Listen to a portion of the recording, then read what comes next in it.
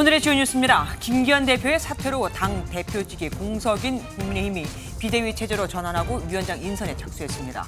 당 안팎에선 한동훈 법무부 장관과 원희룡 국토부 장관, 인유한 전 혁신위원장 등이 거론되고 있습니다. 더불어민주당 내 비주류를 중심으로 이재명 대표 사퇴 요구가 또다시 불붙고 있습니다. 이들은 지도부 사퇴와 통합 비대위 체제로의 전환을 요구했습니다. 국세청이 2억 원 이상 국세를 1년 넘게 내지 않고 있는 고액 상습 체납자 명단을 공개했습니다. 올해 공개 인원은 지난해보다 1,000명 넘게 증가했는데 가수 겸 배우 박유천과 배우 박준규 씨도 포함됐습니다. 50년 뒤 우리나라 총 인구가 3,600만 명대로 떨어질 것이라는 전망이 나왔습니다. 인구의 절반은 63세 이상 고령 인구로 극단적인 초고령 사회로 진입하게 됩니다.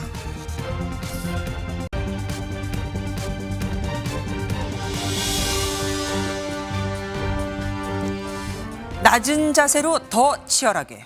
김기현 대표 사퇴 후 수습 방안을 논의한 국민의힘 최고위원 회의장에 걸린 문구입니다. 국민의힘은 총선 승리를 이끌 1인 위원장 체제의 비대위를 구성하기로 했죠.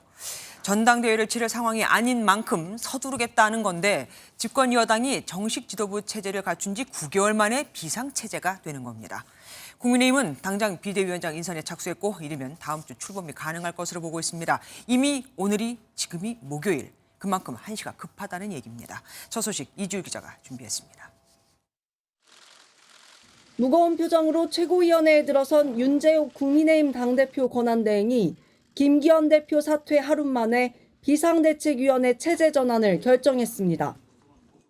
선거 앞두고 전당대회를 열 수 있는 상황이 안 된다고 다들 의견이 모아져서 비대위 체제로 빨리 지도 체제를 구성을 하는 게 바람직하다는 결론을 내렸습니다.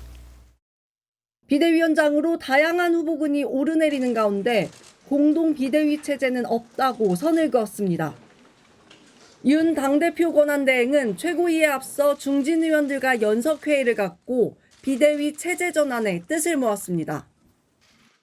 김기현 대표님이나 장제원 의원님이 용단을 내리신 것은 내년 총선 승리의 전망을 밝게 하기 위해서 그런 결심을 하신 거 아닙니까? 모든 결정이 거기에 궤를 같이 해야 된다고 생각합니다. 당초 다음 주 초를 목표로 했던 공천관리위원회 구성은 지연될 전망입니다. 아무래도 비대위 출범 상황이 이제 됐기 때문에 당헌 당규상 1월 10일까지 공관위도 구성을 해야 되니까 당헌 당규에 있는 규정을 지킬 겁니다.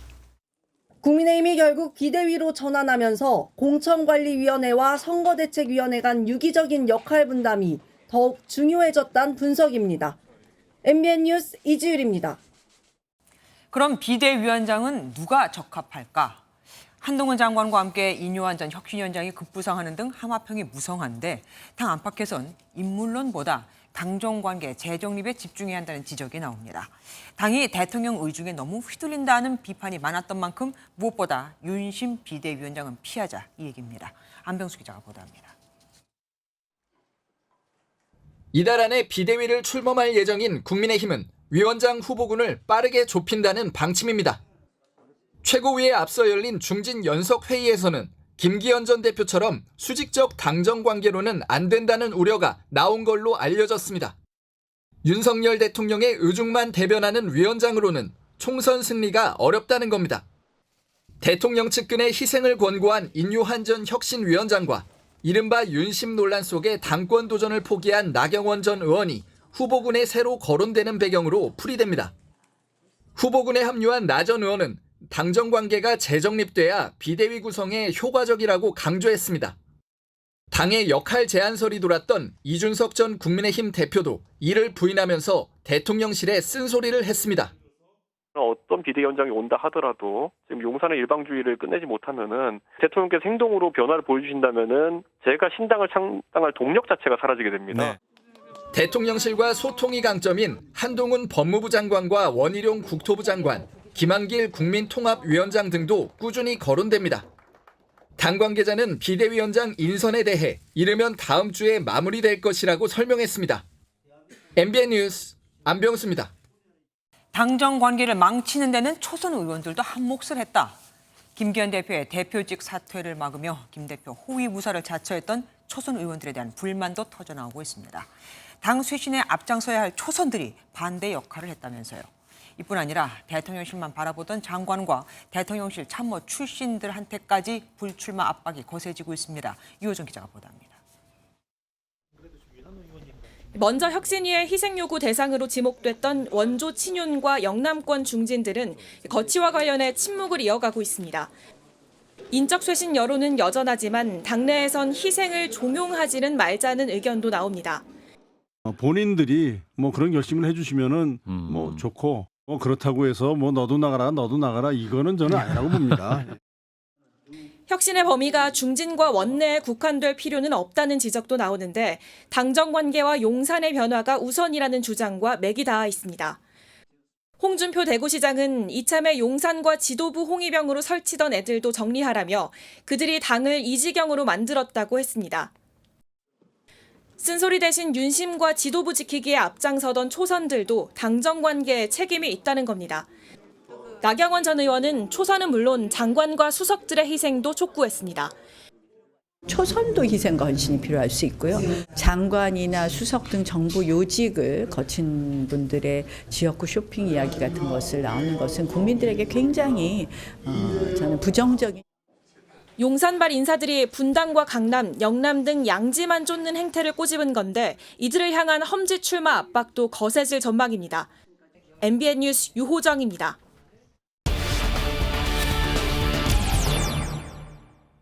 김기현 국민의힘 전 대표의 사퇴 이후 폭풍에 가라앉는 게 아니라 오히려 더 커지고 있죠. 국회팀 김순철 기자에게 좀 더 자세히 물어봐 드리겠습니다. 어서 오십시오. 김기현 전 대표의 전격적인 사퇴 배경을 두고 여러 가지 해석들이 나오고 있습니다. 그중에 하나가 윤 대통령의 메시지가 있었던 거 아니냐 이겁니다. 예, 앞서 장전 의원의 불출마에 이어 김 전 대표의 사퇴까지 좀 급작스럽게 그러니까요. 이뤄진 부분이 있습니다. 그래서 윤 대통령의 메시지가 어떻게든 좀 전달됐을 것이다 이런 해석이 나오고 있습니다. 네. 시작은 김기현 전 대표와 인열 위원장을 윤 대통령이 함께 만난 것이었는데요. 네. 사실상 혁신위에 힘을 실어줬다 이런 해석이 나오고 있습니다. 그런데 대통령의 의중과 좀 달리 가면서 파열음이 나왔다는 얘기까지 나오고 있더라고요. 예, 그렇습니다. 한 언론은 구체적인 상황을 이렇게 전했습니다. 윤 대통령은 김기현 대표 체제를 유지하는 대신 불출마를 원했던 반면 김 전 대표는 대표 사퇴 후 출마에 무게를 뒀다는 것입니다. 이 과정에서 윤 대통령이 격노했다 이런 말도 나왔습니다. 김 전 대표 측도 보도 내용을 적극적으로 반박하지는 않았습니다. 그런데 최근 상황을 보면 내년 총선에서 서울 6곳만 우세하다는 보고서 내용이 공개되면서 당내에선 당대표 책임론이 더욱 커졌고요. 게다가 장전 의원의 불출마 선언 이후 대표직을 유지하기는 어려운 상황이었습니다. 네. 김 전 대표 입장에서는 결국 대표직도 사퇴하고 불출마도 해야 하는 입장에 놓인 거죠. 다만 대통령실과 김 전 대표의 갈등으로 이 사안을 볼 수 없다는 반박도 나왔습니다. 결정적으로 저희 내부 보고서가 뭐 서울에서 6개 된다 이런 보도가 주말 사이에 있었잖아요. 그게 상당히 그 분위기를 많이 좌우한 느낌이 들어요. 그런데 그동안 이준석, 나경원, 김기현 전 대표 이 모두가 나갈 때마다 그 국면마다 윤 대통령은 부재 중이었다는 말이 있습니다. 예, 공교롭게도 그렇게 됐습니다. 네, 우연인지 필연인지 말이죠. 어쨌든 김기현 전 대표 출마 여부는 아직 밝히지 않은 상태죠. 예, 그렇습니다. SNS에 올린 사퇴 입장문을 보면 불출마 여부는 밝히지 않았습니다. 이 때문에 김 전 대표가 총선 출마로 가닥을 잡았다 이런 해석이 나왔는데요. 영남권의 한 의원은 MBN과의 통화에서 당대표를 사퇴했으면 희생을 한 셈인데 지역구까지 버리라는 것은 과도하다고 옹호하기도 했습니다. 네. 반면 수도권의 한 의원은 총선 출마 여부를 명확하게 밝히지 않아 자진 사퇴의 상징성을 스스로 퇴색시켰다며 불만을 토로했습니다. 사퇴가 사퇴인 만큼 참 해석하는 사람들도 많고 종류도 많습니다. 예, 지금까지 김순철 기자와 함께했습니다. 고맙습니다. 국민의힘에서 불어온 쇄신 강풍이 이젠 대놓고 이재명 더불어민주당 대표에게로 향하고 있습니다. 민주당 혁신을 주장하는 원칙과 상식 의원들은 이재명 대표의 사퇴와 비대위 체제로의 전환을 주장하며 압박에 나섰거든요. 자신들도 험지 출마든 백의종군이든 다 하겠다면서요. 하지만 이 대표 최대한 단합을 해야 한다며 애둘러 거부했습니다. 이병주 기자입니다. 민주당 비주류 모임인 원칙과 상식이 주장하는 고강도 쇄신의 핵심은 이재명 지도부의 사퇴입니다. 주류 희생을 바탕으로 통합비상대책위원회를 출범시켜야 총선에서 승리할 수 있다는 겁니다. 이재명 대표께서 한 발만 옆으로 비켜 서 있으면 우리 당이 좀 더 호용성과 확장성을 가지고 이번 총선에 확실한 승리를. 자신들도 선당 후사 길에 조건 없이 앞장서겠다며 여당과의 혁신 경쟁에서 뒤처진 만큼 이달 안에 결단을 내리라고도 촉구했습니다. 본격적으로 뛰어나서야 되고 선수를 저쪽 국민의힘에서 쳤기 때문에 우리는 보다 더 강력하고 보다 더 빠른 템포로 혁신. 친문 모임인 민주주의 4.0도 정치가 발전하려면 정당이 기득권을 내려놔야 하는데 못하고 있다며 애둘러 민주당 지도부를 꼬집었습니다. 다만 민주당 지도부 중심으로는 국민의힘 내 변화가 쇄신보다는 내홍에 가깝다는 평가가 나옵니다. 이재명 대표도 다시 한번 단합에 무게를 실었습니다. 변화하되 또 우리가 최대한 단합과 단결을 유지할 수 있도록 하는 게 중요하지 않겠나 그렇게 생각합니다. 내년 총선에 투입할 2호 영입 인재로 NC소프트 임원 출신 이재성 씨도 공개했습니다. 민주당은 새 인물 투입 등으로 변화를 알리겠다는 계획인데 지도부나 중진 등 기득권 용퇴 없인 역부족일 거란 지적도 나옵니다. MBN 뉴스 이병주입니다.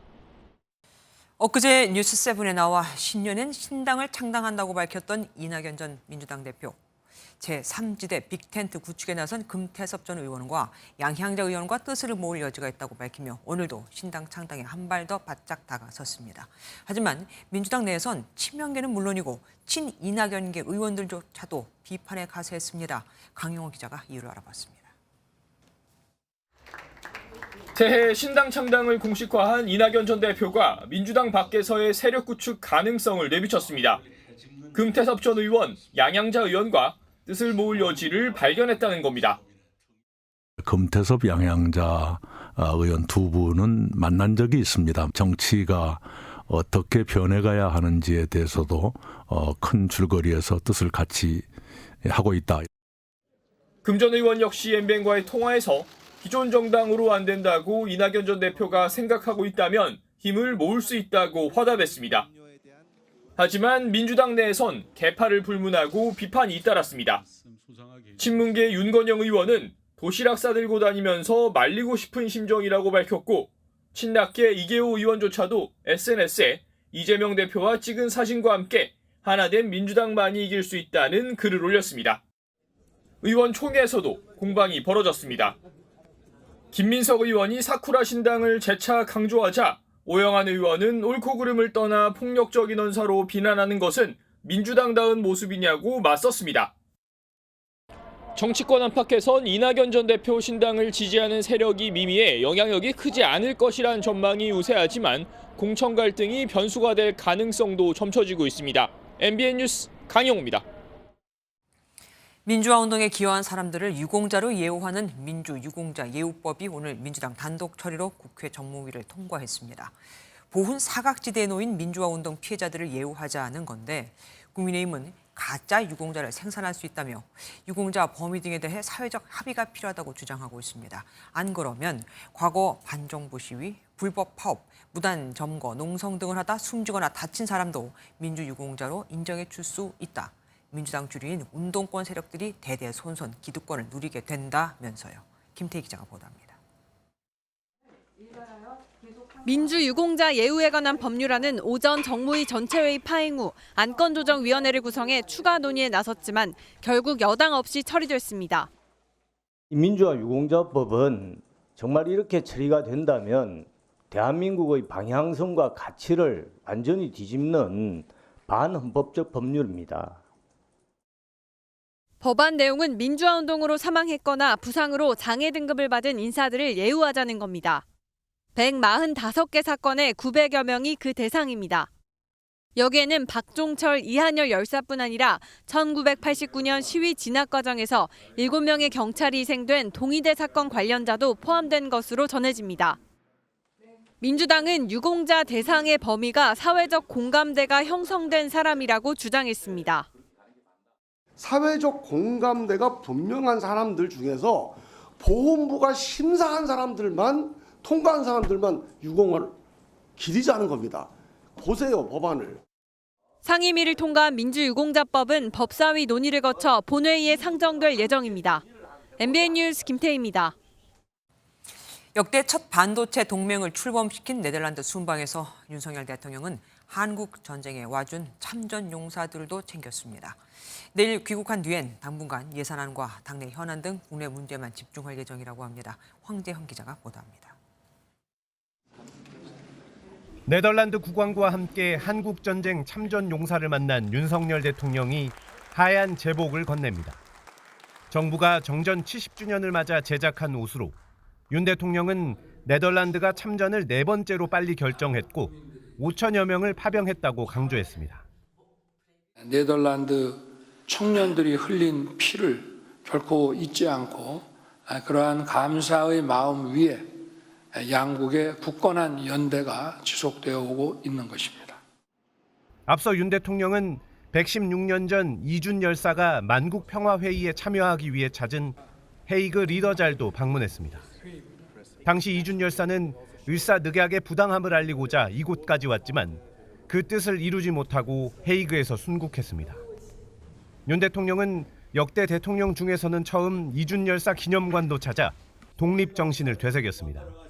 이번 순방에서 윤 대통령은 양국 관계를 반도체 동맹으로 공동 성명에 명문화하고 최첨단 반도체 장비 독점 기업 ASML을 직접 찾아 우리 기업의 장비 선점을 도왔습니다. 3박 5일 동안의 국빈 일정을 마친 윤 대통령은 내일 귀국합니다. 이로써 올해 순방을 모두 마무리한 윤 대통령은 당분간 정치권 상황과 민생 등 국내 현안에 집중합니다. 헤이그에서 MBN 뉴스 황재현입니다. 건물 내부에 탁한 공기를 빼내기 위한 환기구는 위에 철제 덮개가 올려져 있기에 튼튼해 보이죠. 하지만 그렇지도 않습니다. 판교에서 축제 관람객들이 떨어져 이 위에 올라갔다가 무너져 숨진 게 벌써 9년 전인데 아직도 비슷한 사고가 이어지고 있거든요. 이시열 기자가 현장 취재했습니다. 시민 16명의 안타까운 생명을 앗아간 판교 환기구 붕괴 참사. 공연을 관람하던 시민들은 지하 4층 약 20m 깊이의 환기구 위에 올라갔다가 참변을 당했습니다. 사고 당시 바로 이 환기구가 무너졌던 건데요. 현재 이곳엔 출입 금지를 알리는 문구들이 곳곳에 적혀 있습니다. 하지만 사고 직후 설치됐던 출입 금지 시설은 사라져 누구나 다시 올라갈 위험이 있습니다. 참사 9년이 지났지만 재발 방지책이 충분치 않다 보니 사고는 끊이지 않고 있습니다. 지난 4월 서울 용산의 한 빌딩 경비원은 환기구 청소 작업 도중 11m 아래로 추락해 숨졌고 서울 서대문구에서는 아파트 환기구에 초등학생이 7m 아래로 추락해 크게 다친 사고도 있었습니다. 2달 전엔 지하 5층 깊이 환기구에 휴대전화를 빠뜨려 이를 주우려던 남성이 철제 덮개를 열다가 추락해 이튿날 숨진 채 발견됐습니다. 지금은 이 철제 덮개를 들어올릴 수 없도록 용접이 되어 있는데요. 하지만 그 어디에도 올라가지 말라는 경고 문구는 없습니다. 환기구를 바라보는 시민들은 불안하기만 합니다. 항상 불안함은 느끼죠. 불안함은 느끼는데 사람들도 그냥 아무런 그런 느낌이 없이 다니고 특히 이제 술 취하신 분들이 그런 거에 대해 더 무감각해지니까. 서울 시내 설치된 환기구 수만 2만 1000여 개. 제2의 판교 참사가 발생하지 않도록 다시 한번 제도와 설비를 점검할 필요가 있어 보입니다. MBN 뉴스 이시열입니다. 이 내용 취재한 사회부 이시열 기자와 좀 더 자세히 얘기 나눠보겠습니다. 어서 오십시오. 앞서 리포트에서도 각종 사고들이 소개됐던데 직접 현장을 가보니까 어떻던가요? 네, 저희 취재진이 무작위로 서울 시내 수십 곳을 돌아다녀봤는데요. 불안한 곳이 한두 곳이 아니었습니다. 네. 최근 서울시청 게시판에도 광진구의 한 환기구가 위험하니 개선이 필요하다는 글이 올라와 직접 찾아가 봤는데 어둠 속에 끝이 보이지 않을 정도로 깊었습니다. 바로 앞이 어린이와 노인분들이 자주 이용하는 문화센터여서 그런지 시민들도 위험하다는 반응이었습니다.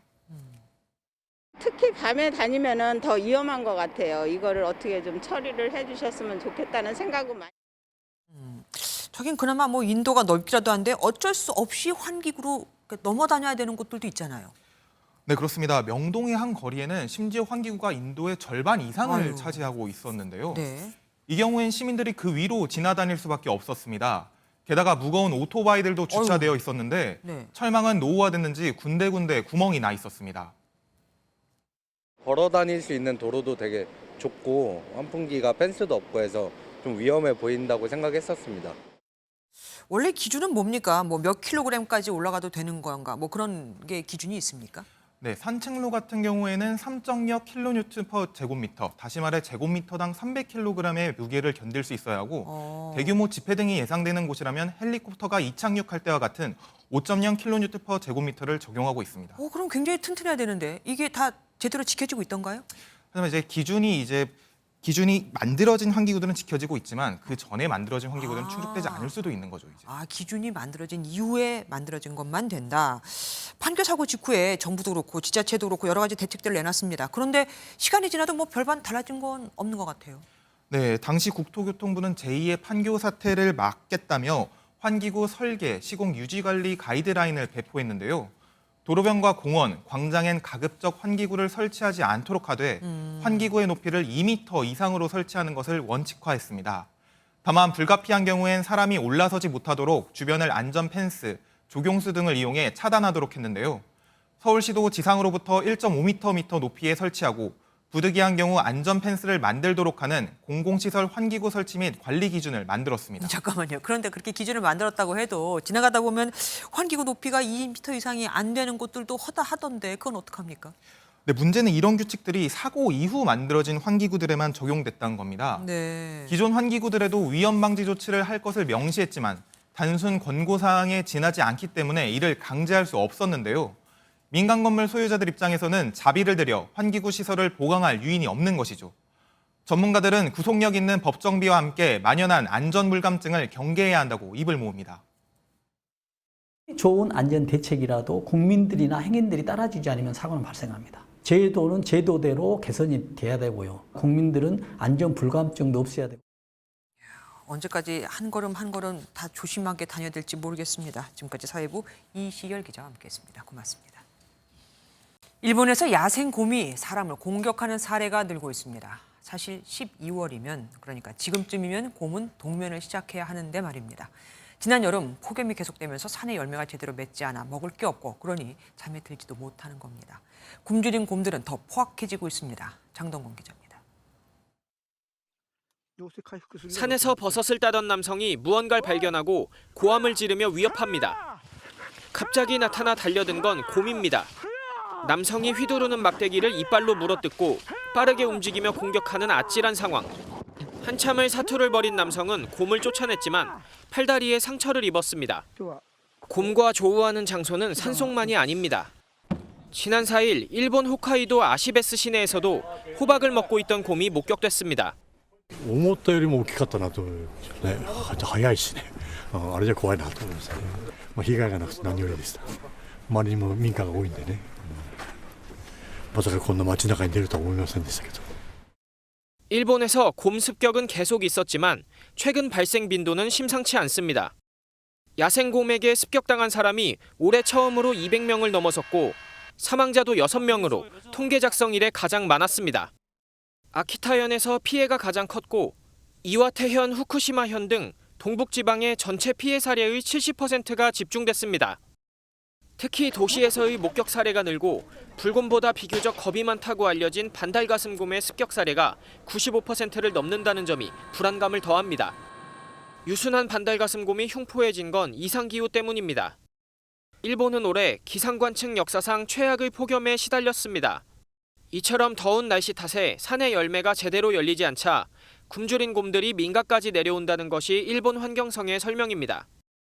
ですが、今年はもう11月下旬とかこの12月に入っても出没が相次いでいるんですね。今年のこの秋の出没というのは基本的には山の中の餌が少ないということが理由として考えられています。 미국에서도 곰이 배달 음식을 훔쳐가거나 리조트 주방에 침입하고 사슴이 식당이나 쇼핑몰에 침입하는 등 야생동물이 먹이를 찾아 민가로 내려오는 일이 빈번합니다. 기후변화로 인한 생태계 파괴가 결국 인간의 목숨을 위협하고 있습니다. MBN 뉴스 장동건입니다. 겨울에 호우가 웬 말인가 싶은데 내일까지 강한 바람과 함께 120mm가 넘는 많은 비가 온다죠. 산지엔 최대 50cm가 넘는 폭설이 내리고요. 눈, 비가 그친 뒤 강력한 한파까지 극한의 날씨가 예보되면서 정부가 이례적으로 대책회의까지 열었습니다. 최돈희 기자입니다. 장마철처럼 종일 이어지는 빗속에 거리엔 우산 행렬이 늘어섰습니다. 요 며칠 따뜻했던 날씨에 계절을 앞당긴 개나리도 오전부터 내린 비에 하나둘씩 떨어지고 있습니다. 오후 들어 굵어진 빗줄기에 시민들은 발걸음을 재촉합니다. 날씨가 엄청 오락가락해가지고 왔다 그쳤다 계속 그러는 것 같아요. 전국에 비가 내린 가운데 기온이 낮은 산지엔 많은 눈이 내렸습니다. 비는 밤사이 겨울 호우로 돌변해 더 거세집니다. 위성 영상에도 남서쪽에서 발달한 비구름이 한반도를 점차 뒤덮으며 동쪽으로 이동하는 모습이 포착됩니다. 따뜻한 공기가 북쪽에서 밀려오는 찬 공기와 부딪혀 비구름의 세력을 키운 건데 비구름 중심이 통과하는 지역엔 강한 비바람이 예상됩니다. 예상 강수량은 강원 영동에 최대 120mm 이상, 충북과 경북 등엔 100mm 이상입니다. 특히 초속 20m 안팎의 강풍을 동반한 시간당 20mm의 강한 비가 집중되는 곳도 있겠습니다. 산지엔 최대 50cm가 넘는 눈도 예상됩니다. 100mm 이상의 많은 비가 내리는 곳이 있겠고 강원 산지를 중심으로 매우 많은 눈이 예상되니 교통안전에 유의하기 바랍니다. 겨울 호우와 대설, 한파 등 극한을 오가는 겨울 날씨가 이어지는 가운데 정부는 이례적으로 대책회의를 열고 피해 예방을 당부했습니다. MBN 뉴스 최동입니다. MBN이 단독 보도해드렸던 숙명여대 입시 비리 의혹 이후 경찰이 서울대학교도 압수수색하며 수사를 확대하고 있습니다. 그동안에는 서울대 음대 입시와 관련해 외부 심사위원들만 수사 대상이 됐었는데 이번엔 서울대 교수도 입건이 된 것으로 파악됐습니다. 김태형 기자가 단독 보도합니다. 서울경찰청 반부패 공공범죄에 수사대는 지난 12일 서울대 입학본부와 음대 사무실 등 두 곳을 압수수색했습니다. 2022학년도 입시 과정에서 외부 심사위원으로 참여한 교수들도 자신이 과외하던 학생들에게 점수를 높게 준 혐의로 수사선상에 올랐습니다. MBN 취재 결과 심사위원들은 서울대 음대 교수들의 추천을 거쳐 정해지는데 당시 학과장을 맡았던 A씨가 개입한 정황이 포착돼 경찰이 입건한 것으로 파악됐습니다. 지난 10월에는 경찰이 숙명여대 입학처를 압수수색하면서 실기시험에 심사위원으로 참여했던 경기도 소재 대학 교수인 B씨와 예술고등학교 출강 강사인 브로커를 입건한 바 있습니다. 경찰은 브로커가 서울대 입시에 연루된 정황뿐만 아니라 A씨와 B씨와의 연관성도 의심하고 있는 것으로 전해졌습니다. A씨는 수사선상에 오른 외부 심사위원 교수들을 추천하지 않았고 모르는 사이라며 혐의를 전면 부인했습니다. 또 숙명여대 입시 비리에 연루된 교수 B씨를 알지만 과외를 한 적은 없다고 덧붙였습니다.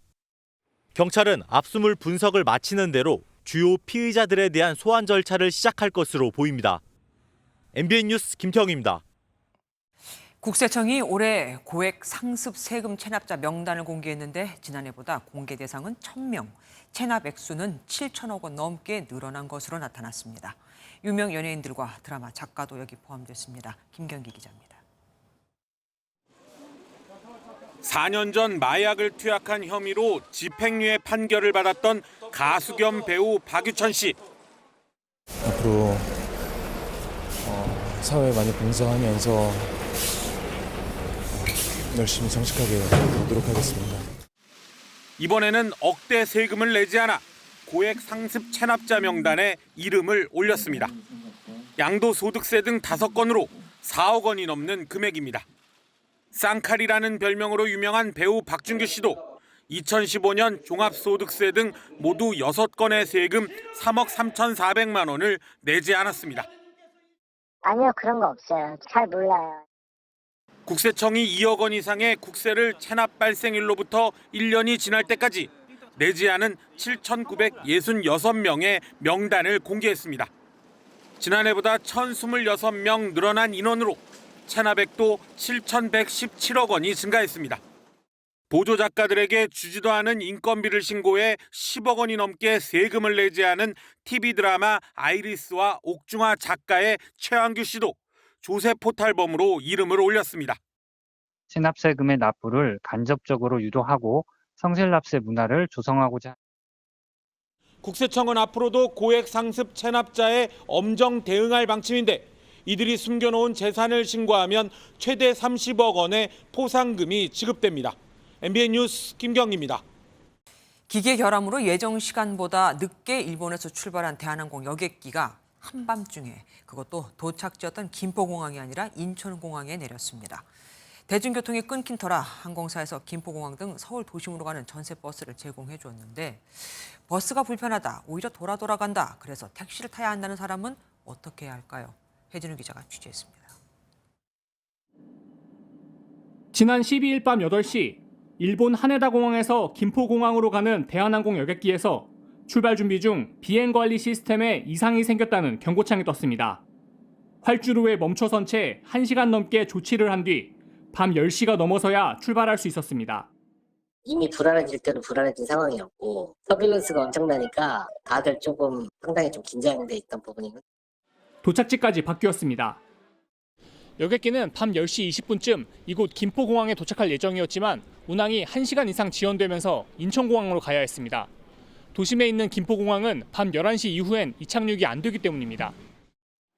결국 새벽 1시에 인천공항에 도착했고 대한항공 측은 대중교통이 끊긴 승객들을 위해 김포공항 등 서울 주요 지역으로 가는 전세버스를 제공했습니다. 문제는 여기서 또 터졌습니다. 전세버스를 타야만 이후 택시비를 정산해주고 인천공항에서 곧장 택시를 타고 집에 간 승객들은 매뉴얼상 보상해주지 않겠다는 겁니다. 인천공항에서 가까운 집을 두고 서울까지 나간 뒤 다시 집으로 돌아가야 하는 승객들은 불만을 터뜨렸습니다. 지금 1시 반이 다 됐는데 김포공항까지 나가면 어차피 1시간 걸리지 않습니까? 그러면 2시간 넘고 그리고선 다시 일산 오라는 게 말이 다 되는 거냐. 대한항공은 일부 택시를 제공했고 매뉴얼에 따라 조치했다고 밝혔지만 융통성 없는 정책으로 승객들은 불편을 겪어야 했습니다. MBN 뉴스 배준우입니다. 무면허 상태에서 음주운전을 하다 오토바이를 치고 달아난 군인이 붙잡혔습니다. 오토바이 운전자는 뇌사 상태에 빠졌는데 결혼한 지 2달도 안 된 30대 새신랑이었습니다. 김명현 기자가 보도합니다. 빠르게 달리던 검은색 승용차가 앞서가던 오토바이를 그대로 들이받습니다. 사고 충격으로 오토바이는 넘어진 채 20m나 미끄러지지만 승용차는 아랑곳하지 않고 지나칩니다. 지금 피 있는 위치, 거기에 사람 쓰러져 있는 거 거기. 그리고 앰뷸런스는 빨리 왔어요. 경찰도 빨리 오고. 경찰이 심폐소생술을 실시했지만 병원으로 옮겨진 오토바이 운전자는 뇌사에 빠졌습니다. 이곳에서 사고를 낸 뒤 그대로 달아난 가해 차량 운전자는 도주 10시간 만에 자택에서 체포됐습니다. 운전자는 20대 군인 김모 상병이었습니다. 휴가를 나와 여자친구와 술을 마신 뒤 어머니 명의로 빌린 승용차를 만취 상태로 운전했습니다. 당시 혈중 알코올 농도는 수치 미달이었지만 위드마크 공식을 적용해 검사했더니 면허 취소를 훌쩍 넘는 0.11%로 나타났습니다. 김 상병은 이미 음주운전으로 면허가 취소된 상태였습니다. 일단은 취소했으니까 그 전에 2021년도에 적발이 됐던가 아니면 사고 났던가 그랬겠죠. 뇌사에 빠진 오토바이 운전자는 자신이 운영하던 샌드위치 가게의 문을 닫고 퇴근하던 길에 변을 당했습니다. 지난 10월 결혼한 30대 새신랑이라는 사실이 알려지면서 안타까움을 더했습니다. 얼굴도 못 보고 최소한 말도 못 들어보고 우리 아들 아주 상태가 어떤가 얼굴도 못 보고. 김삼병의 신병을 임기받은 군 헌병대는 자세한 사건 경위를 조사하고 있습니다. MBN 뉴스 김영현입니다. SNS를 이용해 마약을 판매한 사이버 마약 사범 100명이 붙잡혔습니다. 한국을 거점으로 해외에 마약을 팔아넘긴 외국인 마약 조직도 처음으로 적발됐는데 수법이 기상천외합니다. 건조 오징어에게까지 숨겨 들어오거든요. 또 캔디나 젤리로 개량한 신종 마약도 들여옵니다. 유통도 마약도 더 쉬워진 거죠. 한여혜 기자가 보도합니다. 해외에서 배송된 택배입니다. 박스를 열어보니 오징어 상품이 가득하고 겹쳐있는 오징어를 떼어내자 손가락만한 하얀 비닐봉지가 숨겨져 있습니다. 국내로 밀반입된 필로폰입니다. 중국과 태국을 거점으로 국내에 마약을 들여온 해외 마약 조직을 포함해 사이버 마약 사범 100명이 경찰에 붙잡혔습니다. 싱가포르 현지 수사기관의 추적을 피해 한국으로 잠입한 뒤 마약을 해외로 유통시킨 일당도 검거됐습니다. 서울 강남과 이태원에 위치한 이들 작업실에는 모니터 여러 대가 설치돼 있는데 텔레그램 채널을 이용해 마약을 홍보하고 자국 내 마약 공급책과 보관책, 배달책과 연계해 마약을 판매했습니다. 특히 이들은 젊은 층을 겨냥해 캔디와 젤리 등으로 개량된 신종 대마를 유통시켰습니다.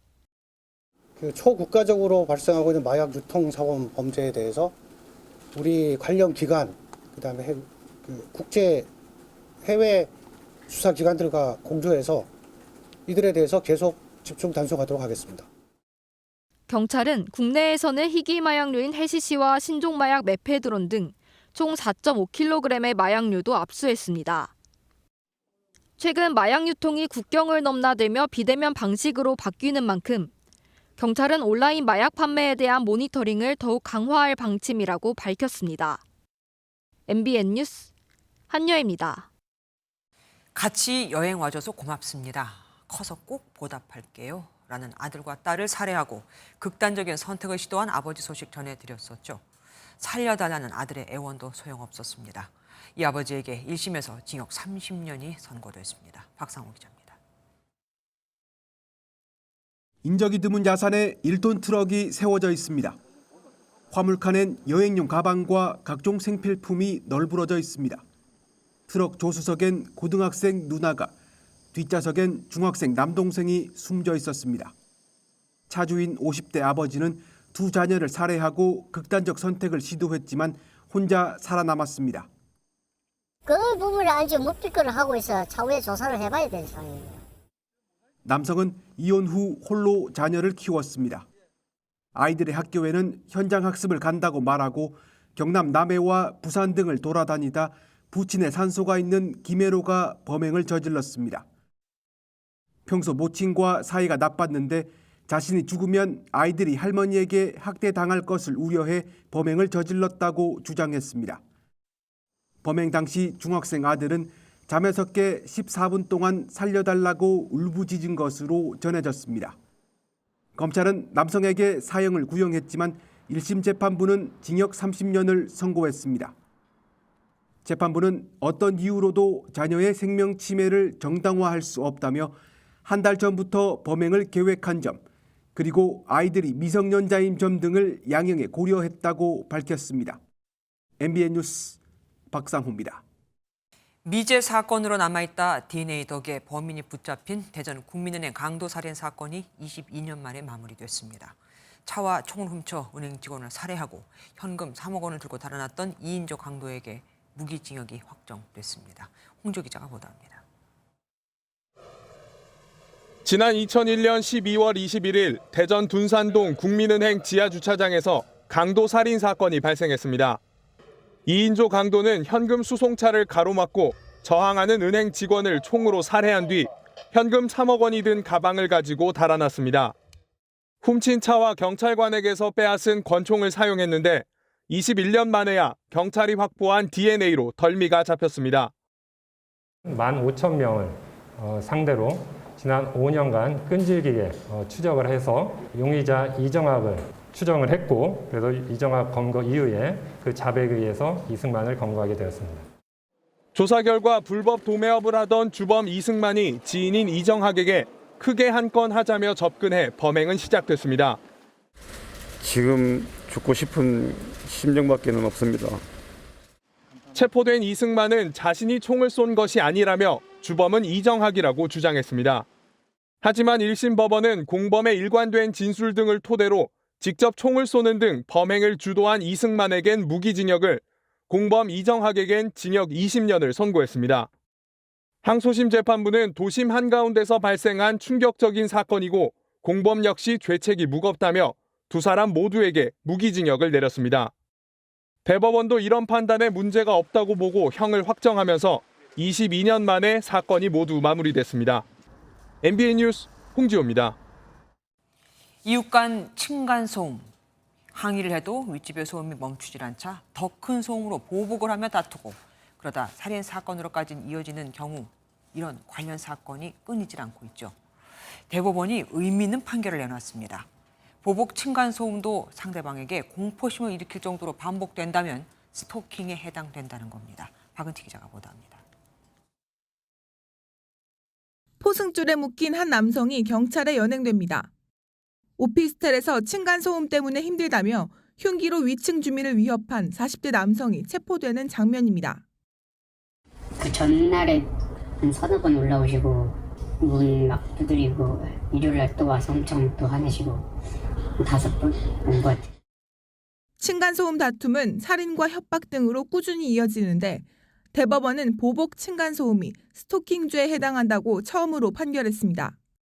지난 2021년 빌라에 입주한 A씨는 위층 소음에 앙심을 품고 새벽 시간 양말로 감싼 망치를 집 천장을 향해 두드리고 고성능 스피커를 동원해 찬송가를 트는 등 5개월 넘게 보복을 이어갔습니다. A씨는 결국 스토킹 혐의로 재판에 넘겨졌고 대법원은 A씨에게 징역 8개월에 집행유예 2년을 선고한 원심을 확정했습니다. 사회통념상 합리적인 범위를 넘어서 불안감이나 공포심을 일으킬 수 있는 소음을 지속적, 반복적으로 발생시키는 경우 스토킹 범죄가 성립한다고 인정한 첫 판결입니다. 층간소음은 과거에는 보통 경범죄 처벌법으로 10만 원 이하 벌금을 받고 마무리됐지만 2021년부터 스토킹 처벌법이 시행되면서 적용되는 사례가 꾸준히 늘고 있습니다. MBN 뉴스 박은지입니다. 저출산과 인구 감소 속도가 생각보다 훨씬 빨리 진행되고 있습니다. 50년 뒤에는 우리나라 총 인구가 5천만 명에서 3천만 명대로 뚝 떨어질 것이라는 전망이 나왔거든요. 전쟁 후 얼마 지나지 않은 1960년대 그 수준이 되는 겁니다. 그때가 되면 환갑을 넘긴 63살이 중간 연령이 될 거라고 합니다. 이혁근 기자가 보도합니다.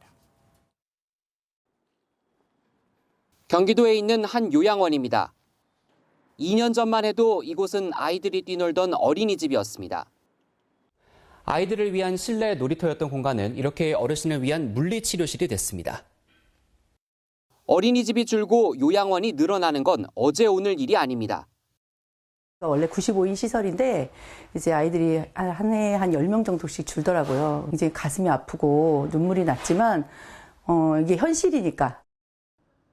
영원한 약속을 하던 결혼식장이 영혼의 안식을 찾는 장례식장으로 바뀐 곳도 있습니다. 통계청은 현재 출산율이 그대로 가면 50년 뒤 우리나라 인구가 3,017만 명까지 줄어들 것으로 내다봤습니다. 1960년대 수준으로 되돌아가는 겁니다. 2052년에 출생아가 10만 명대로 떨어질 것으로 보여지고 있고요. 그러니까 3년 정도가 좀 빨라졌다고 보실 수 있을 것 같습니다. 또 65세 이상 고령 인구가 15세에서 64세까지인 생산 연령 인구를 앞질러 경제 성장이 마이너스로 돌아설 것으로 보입니다. 2038년부터는 병역 자원인 20대 남성이 10만 명대로 떨어져 제대로 국방이 흔들릴 것으로 우려됩니다. 50년 뒤 전 국민을 나이 순으로 줄 세웠을 때 한가운데 있는 사람의 나이는 63살로 환갑도 젊은 층에 속하게 될 전망입니다. 인구가 유지되려면 합계 출산율이 2.1명은 돼야 하는데 지금은 1.08명에 불과해 인구 감소를 막기 위한 범국가적 대책이 시급하다는 목소리가 큽니다. MBN 뉴스 이혁근입니다. 미국 연방준비제도 제롬 파월 의장이 기준금리가 정점에 도달했다며 사실상 긴축 종료를 선언했습니다. 국내 증시는 바로 1% 넘게 상승했죠.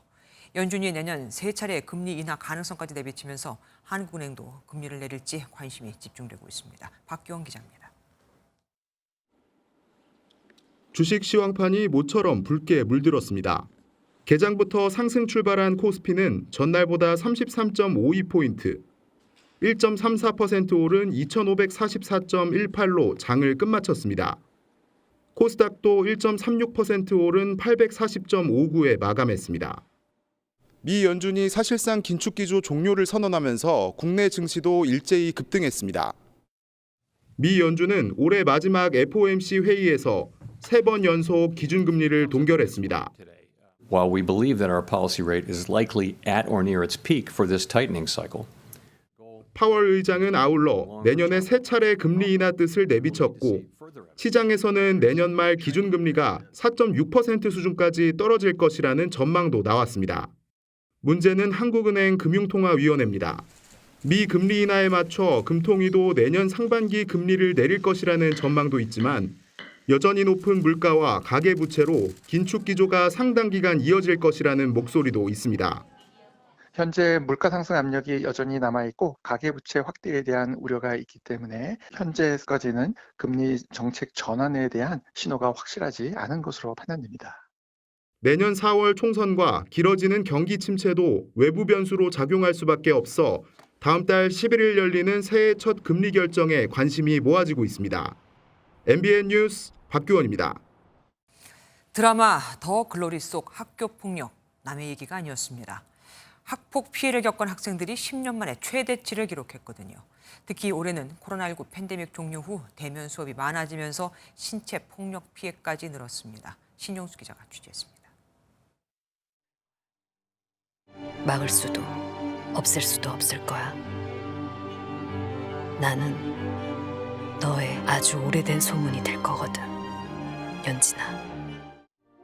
학교 폭력 피해자의 복수를 그려낸 넷플릭스 드라마 더 글로리. 드라마에 쏟아진 관심만큼 학교 폭력에 대한 경각심도 높아졌습니다.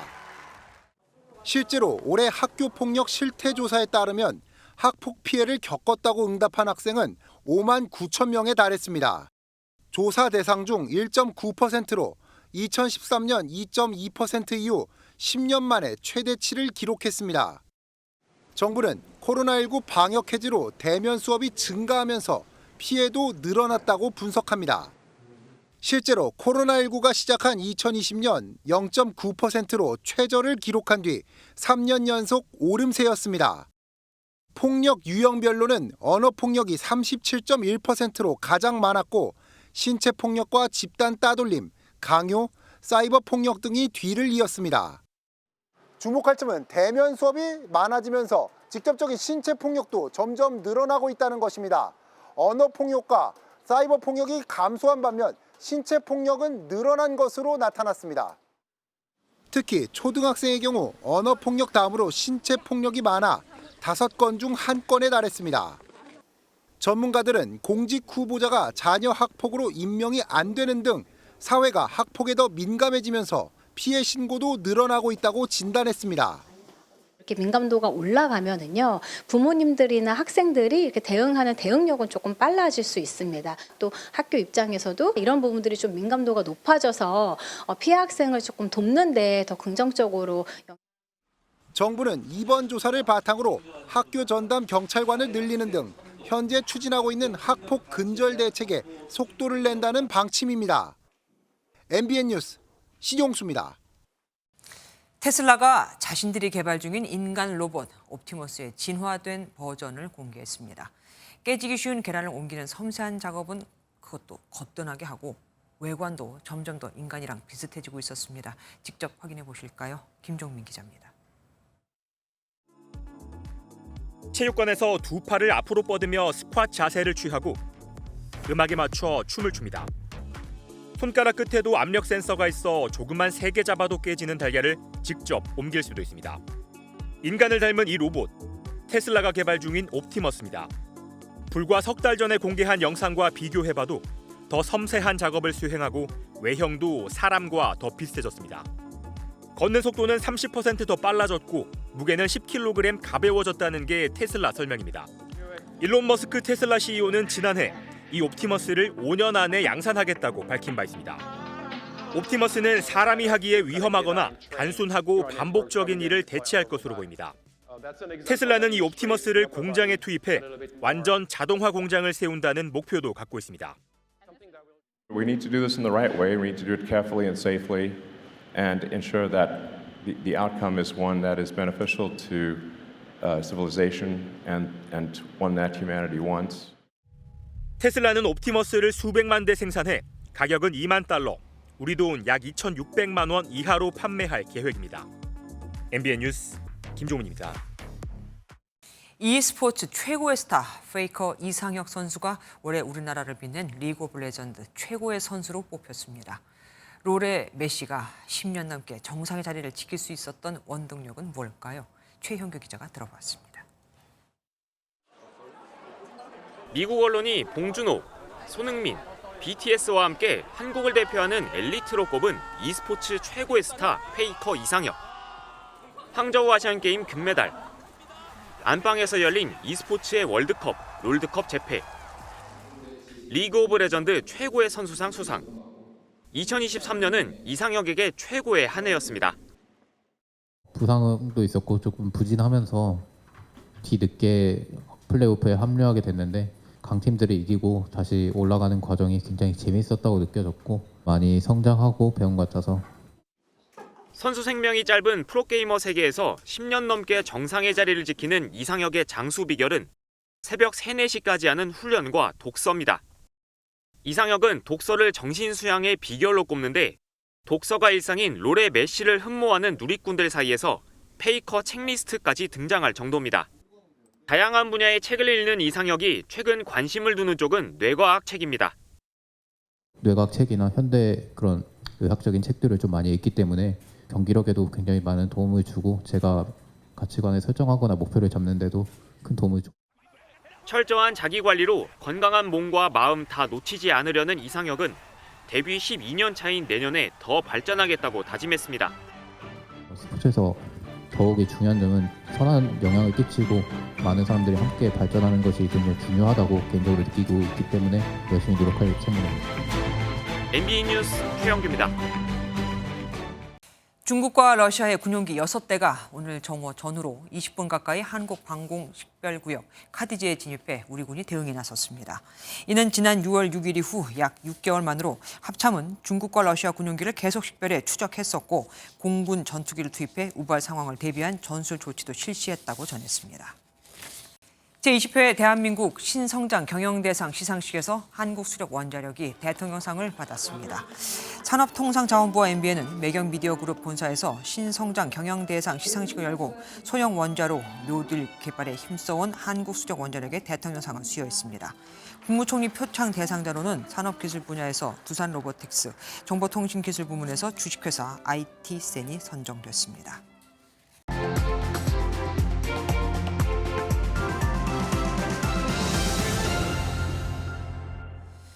중국 국가안전부 요원 쉬 옌쥐는 2013년 과학기술증진협회 인사로 위장을 하고 미국을 무대로 산업 스파이 활동을 합니다. 미국인들을 초청해 환심을 사고 GE 항공의 기술자를 매수해 첨단 제트 엔진 기술을 빼돌리려고 하지만 적발이 되고 결국 오하이오주 연방법원에서 징역 20년형을 선고받습니다. 실제 기술을 빼돌린 것도 아니고 시도만 했는데도 이런 중형이 내려진 건 1996년 제정된 미국의 경제 스파이법 때문입니다. 이 법은 아주 엄격해 자국의 기술 유출로 인한 예상 피해까지 다 따져서 최대 33년 9개월의 징역형까지 내리게 하거든요. 그런데 우리는 아닙니다. 자원이 없어 그저 기술력에 의존하는데도 기술 유출에 참 관대합니다. 특허청 기술경찰이 2019년 3월 수사 업무 개시 이후 지난 10월까지 전수 분석을 해봤더니 산업재산권 침해 사범 1,310명 중 벌금형 이상 처벌을 받은 피의자는 31명뿐. 그것도 달랑 4명만 징역형을 받은 것으로 나타났거든요. 법 자체도 산업 스파이들이 우습게 여길 정도로 형량이 낮고 허술하지만 법원은 이런저런 이유로 감경까지 해줍니다.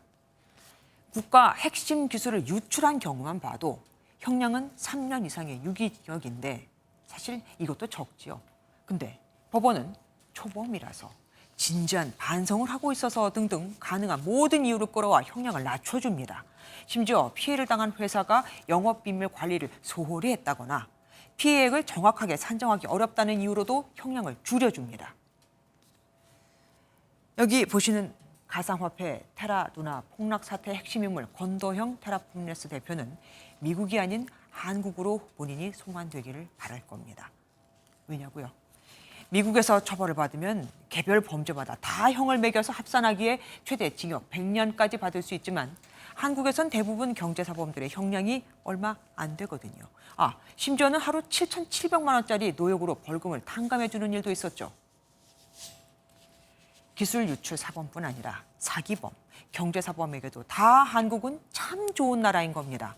겁 없이 범죄를 시도해 볼 만한 나라인 거죠. 좋은 나라는 선량한 사람이 법 없이도 살 수 있어야 하건만 우린 범죄자들이 법이 있어도 활개를 칠 수 있으니 뭔가 잘못된 게 확실하죠. 대통령이 네덜란드까지 찾아가 세계 1위 반도체 장비 기업을 만나고 글로벌 반도체 공급 동맹을 맺으면 뭐합니까? 어렵게 확보한 핵심 기술이 새 나가면 말짱 도루묵이 거죠. 김주아의 프랑크, 오늘은 산업 스파이가 활개치는 이유. 때아닌 겨울호우가 쏟아지고 있습니다. 내일까지 많은 양의 비가 내리겠습니다. 강원 영동 지역에 120mm 이상, 경북 북부 지역에 100mm 이상의 많은 양의 비가 내리겠고요. 그 밖에 강원 영서와 충청, 전북과 영남 지역에 30에서 80mm의 적지 않은 비가 내리겠습니다. 비가 내리면서 바람도 강하겠고요. 내일 오전부터 빗줄기는 더욱더 굵어지겠습니다. 강원 산간 지역에는 또다시 폭설이 예보됐습니다. 대설특보가 발효 중인 강원 북부 산간에 50cm 이상의 눈이 추가로 내려 쌓이겠고요. 강원 중부 산간으로도 40cm 이상의 눈이 내려 쌓이겠습니다. 내일 낮부터는 찬바람이 강해지겠습니다. 중부지방 낮 기온은 서울이 6도, 춘천 5도에 그치겠습니다. 남부지방도 전주가 14도, 부산 19도에 그치면서 아침과 낮 기온이 크게 다르지 않아 종일 춥겠습니다. 이 비와 눈은 내일 밤 잠시 소강 상태에 들었다가 모레부터 다시 이어질 텐데요. 이번에는 서쪽 지역을 중심으로 많은 눈을 뿌리겠고요. 동시에 서울 아침 기온이 영하 11도까지 뚝 떨어지겠습니다. 내셨습니다. 안녕하세요. 김주하입니다.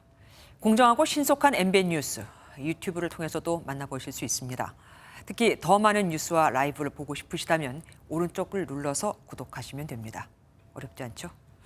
빠르고 정확한 뉴스로 계속 찾아뵙겠습니다. MBN 뉴스를 시청해주신 여러분 고맙습니다.